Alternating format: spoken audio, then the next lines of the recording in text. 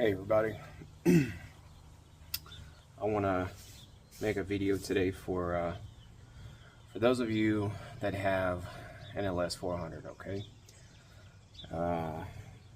as much as we love these cars, as much as I love mine, it's my daily. Every time I'm home from my trucking trips, this is the car that I always drive and nothing else. Okay, so those of you that got these big boats, you know that it doesn't have enough braking power. Some might argue it does, but so today what I'm going to do is I'm going to swap the rotors, I'm going to swap the calipers. I'm going to go from the ls400s to ls460 calipers and ISF rotors. ISF rotors, the ones I ordered are from a 2008, and what you're gonna need to make this happen is this bracket right here. Okay, it is from XAT Racing. These guys, they were fast, man. I order it, a couple of days later it's in the mail, and I didn't have to wait a long time for these. It's a great product, very thick metal. Okay, and yeah, man, I will show you guys the difference between the stock rotor and a ISF rotor here in a little bit. Okay, hang on. All right, so here's the difference between the ISF and a ls400 rotor. Okay, that's huge.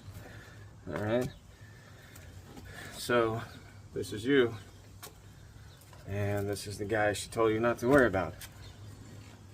All right, just kidding. So I'm gonna do a step-by-step. I will show you everything you need to know, everything that's important to make this fit. XAT Racing, they sell you a spacer, so that way it's an easier installation, but it's like $80-something, right? And because the castle nut from the tie rod is in the way. Okay, so by removing the castle nut and removing the tie rod, we're able to make this installation without the spacer. Okay, I will show you guys that here in a little bit. Okay, bye. So this is the castle nut that I was telling you about. We got to remove it to fit the bracket. Okay, so now we're just going to remove ls400 caliper, rotor, and right here we are going to remove the brake line, and we're going to reuse the brake line from the ls460. So the caliper removed, next thing you want to do is take off the brake line right here. Okay, there's a clip. Leave that clip there while you taking off this bolt, right? Because it's gonna start twisting on you if you don't leave it in there. Okay, so that will be next. Okay, so with the caliper off, we have more room to work with here. So what we're gonna end up doing is we have to cut this dust shield. I'm gonna cut it right here along this line here, and then down here I'm just gonna cut it straight down like that along this line. That'll give us enough clearance for the caliper. Okay, So as you can see, I trimmed up the dust shield. Again, that gives me more room to work with over here. I'm gonna clean some of this stuff up. Put the bracket on, caliper on.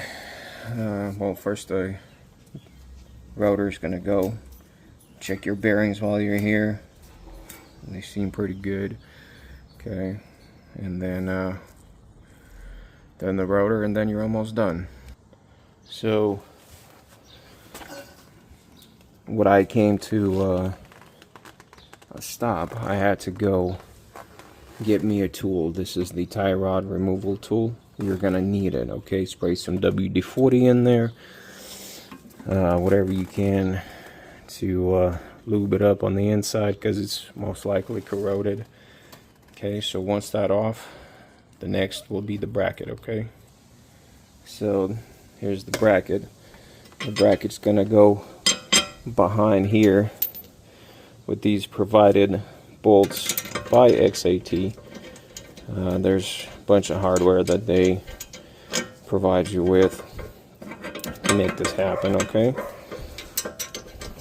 and do top, bottom, and then use your power tools, whatever you got, tighten it up. And then in the back there's going to be these locking nuts. Okay, they're going to go behind the bracket. So the bracket is on. Okay, the bolts, nuts, everything is tight. Okay, the next thing is going on is the rotor. So just a side note, to make it easier to work on everything, because these little bolts that hold down the rotor, they do not fit here. Okay, the bolt holes, they don't line up, so you're gonna need a spacer. I believe this is a 25 mil.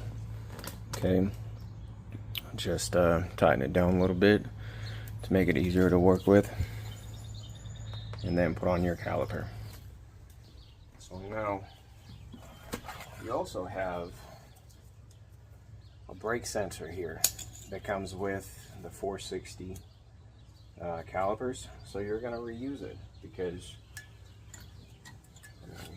it's good to know when you got brakes that are going out. Okay, and caliper goes on. And then next thing you got going on is the provided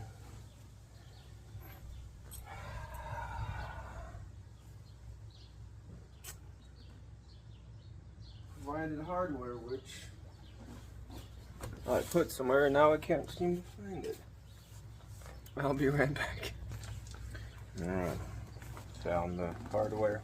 Okay, these are the ones that will go in here, and I'm going to show you actually the reason why you need to take off the castle nut. So when you have the tie rod in, the tie rod bolt is sticking out so far that you can't get your bolt in the caliper. Okay, so that's why you want to take the tie rod off. Okay guys, everything's been complete. So I have SC wheels on this Lexus. Alright, so these are 25 millimeter spacers that you're gonna need to make this work. Okay, so, and what I was telling you about the castle nut right here, if you can see, you need to take the castle nut out first, drop your tie rod, okay, and then you can insert the bolt and then castle nut. But to do the castle nut, you need an open end wrench. Okay, put your pen back in, put your line back in. So this is a brake line from the 460 caliper. Okay, same thing on the other side. You know, this is what it looks like from behind. Okay. Boom. And now, once I get a second pair of hands, I'm gonna go bleed the brakes. Okay. Boom. Bleed the brakes. And take it out for a test drive. Okay. Alright guys. Take care.